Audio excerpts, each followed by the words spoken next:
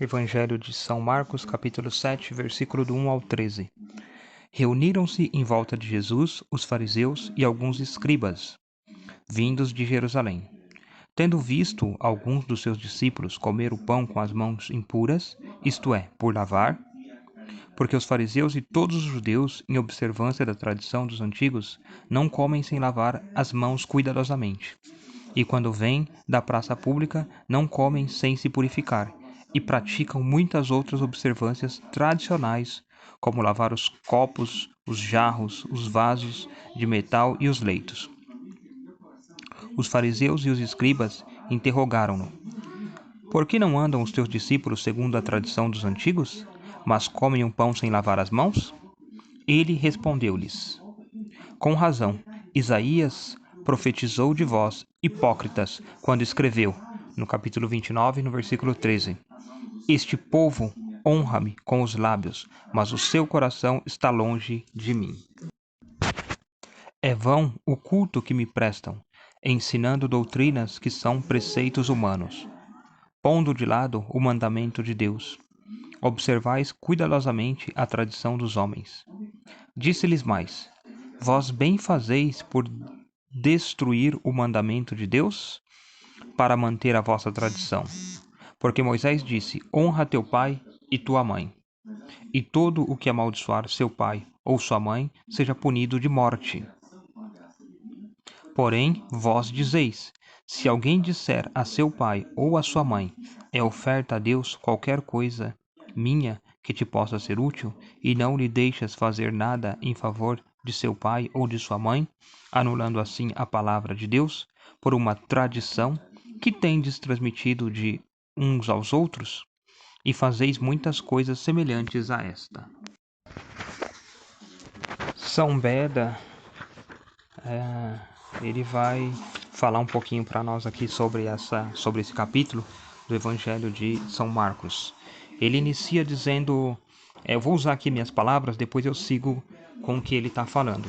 Mas ele inicia aqui falando sobre os homens de Genezaré, né? Aqueles que são doutos e tal, que eles vão até o Senhor, né? Levam os seus doentes, né? Para que ao menos eles possam tocar ali as vestes do Senhor e de fato serem curados.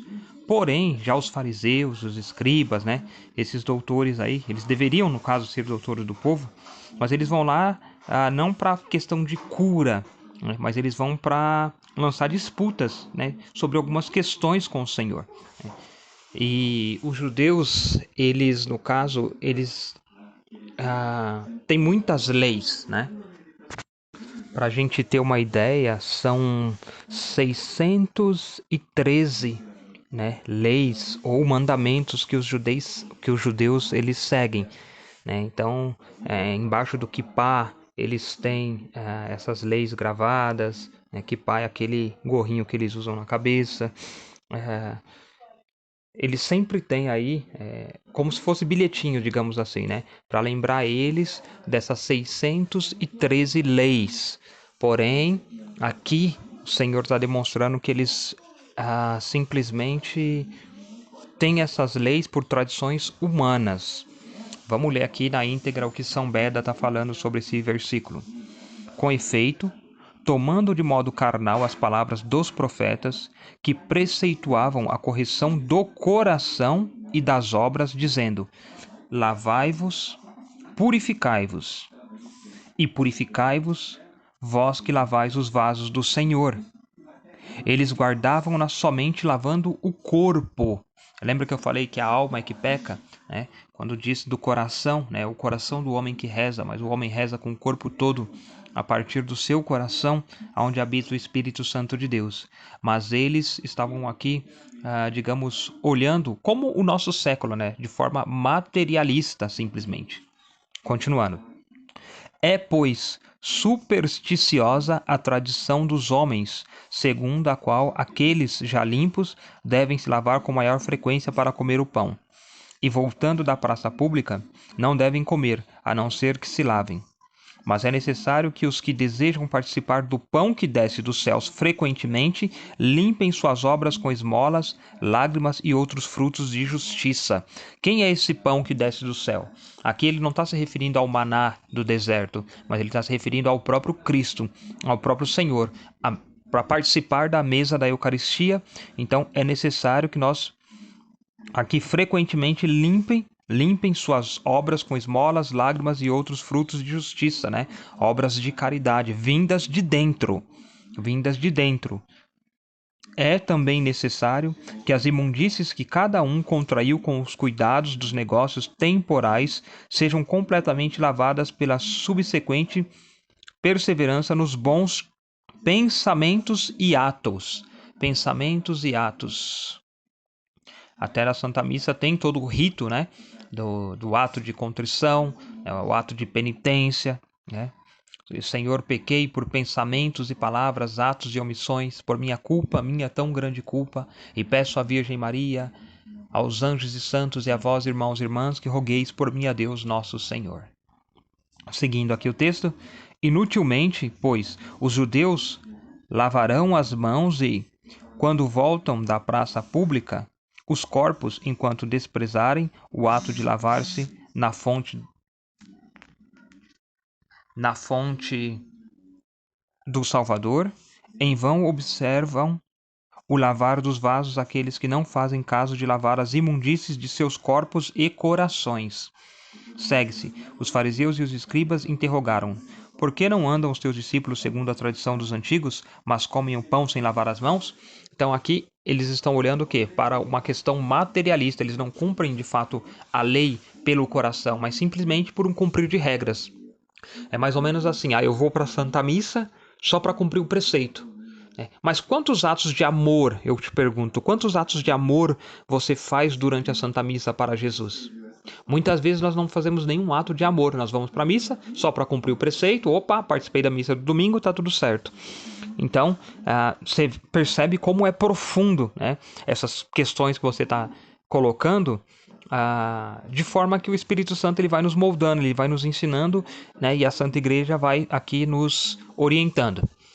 Claro que aqui eu estou falando com São Beda aqui, né, a Santa Igreja, mas a gente também tem que se aprofundar no tema, na questão de que a igreja ela é firmada, né, num tripé: a Sagrada Tradição, a Sagrada Escritura e o Sagrado Magistério, né? Esse tripé ele compõe a doutrina da Santa Igreja Católica, né? Bom, vamos lá. Por que a Sagrada Tradição? A Sagrada Tradição é tudo que foi pregado pelos apóstolos que ouviram da boca de Cristo, né?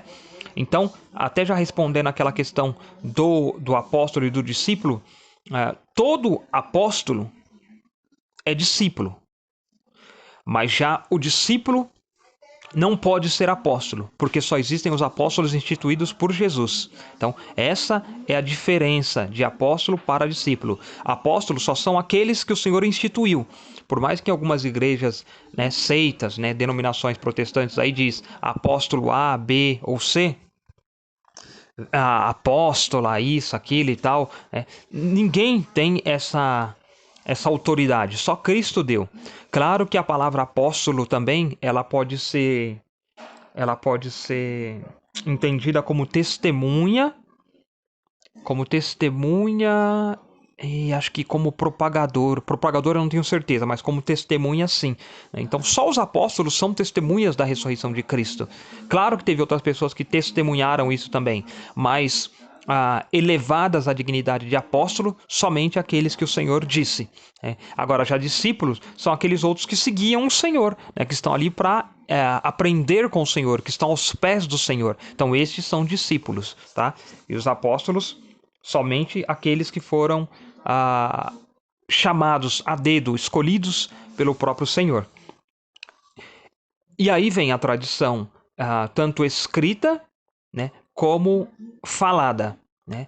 Então a igreja vive disso. A Igreja Católica, fundada por Cristo, ela vive desse tripé, né? A tradição, muitas coisas a gente vai encontrar na palavra de Deus no Evangelho, acho que de São João, se eu não estou enganado, aonde vai falar que muitas coisas não foram escritas, ou seja, muitas coisas não estão na palavra, na Sagrada Escritura, porque elas não foram escritas. É dito até assim, que se fosse de fato escrever tudo que o Senhor disse e fez, não haveria espaço no mundo, né, para esses livros.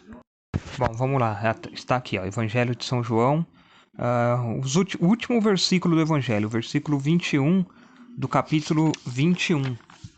Diz assim: Este é aquele discípulo que dá testemunho destas coisas, e que as escreveu, e sabemos que é verdadeiro o seu testemunho. Muitas outras coisas há que fez Jesus, as quais, se escrevessem uma por uma, creio que nem no mundo todo poderiam caber os livros que seria preciso escrever. Então percebe, nem tudo está na Sagrada Escritura.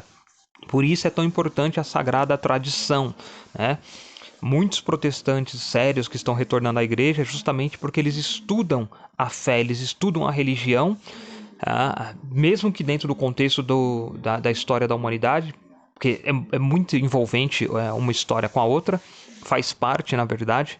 É como se a história da religião fosse a alma da história da humanidade. E acabam se convertendo, justamente por isso, porque a Sagrada Tradição é o Espírito de Deus falando. E depois é pela Sagrada Tradição que foi elaborado a Sagrada Escritura. Então, só para a gente entender isso, você vê que os evangelhos eles foram escritos muito tempo depois, né? Sei lá, 30 anos, 40 anos depois da ascensão de Cristo, né? Foi tempos depois. Espera aí, só um minuto. Vamos lá, São Mateus, né? São Mateus foi escrito no ano 60, tá? São Marcos, pouco antes do ano 64. São Lucas foi datado aqui, ó, pouco antes do ano 68. E agora já o Evangelho de São João, ele já foi escrito, vamos ver por volta de qual ano. Estou procurando aqui. Ele foi escrito aqui mais ou menos 30 anos depois, né, desses três primeiros aqui, de Marcos, Mateus e Lucas, né? Então foi, sei lá, beirando aí o ano 90, alguma coisa assim. Então, só para você entender, né, como que a igreja ela se sustentou, né, pela pregação vocal, né, dos apóstolos. Então, por isso é tão importante a Sagrada Tradição, né, e por isso a igreja não dispensa a Sagrada Tradição, tá? Estou explicando isso para a gente não confundir a forma como os apóstolos viviam as tradições humanas, né? E aqui a gente está falando do Espírito que fala através dos apóstolos, né? O Espírito Santo. E aí depois vem a Sagrada Escritura, né, que foi composta pela Santa Igreja Católica, né, por meio da Sagrada Tradição, o que seria sagrado, o que não seria sagrado, né? Os textos, ou melhor, a forma como foi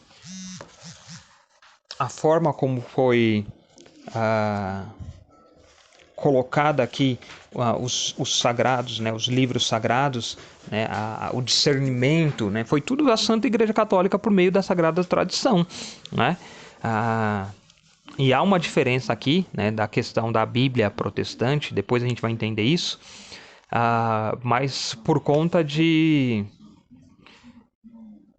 pensamentos mais assim nacionalistas, né? Não foi nem por questão espiritual, de discernimento e tal, não, foi por questão nacionalistas que eles optaram, né, pela tradução dos judeus, né? E deixa eu ver se eu consigo pegar aqui também. Bom, vamos lá. Eu estou falando para você sobre a questão da tradição, mas eu quero falar um pouco sobre a Bíblia, né? O porquê, né? O canon. Acho que a palavra é essa aqui, ó.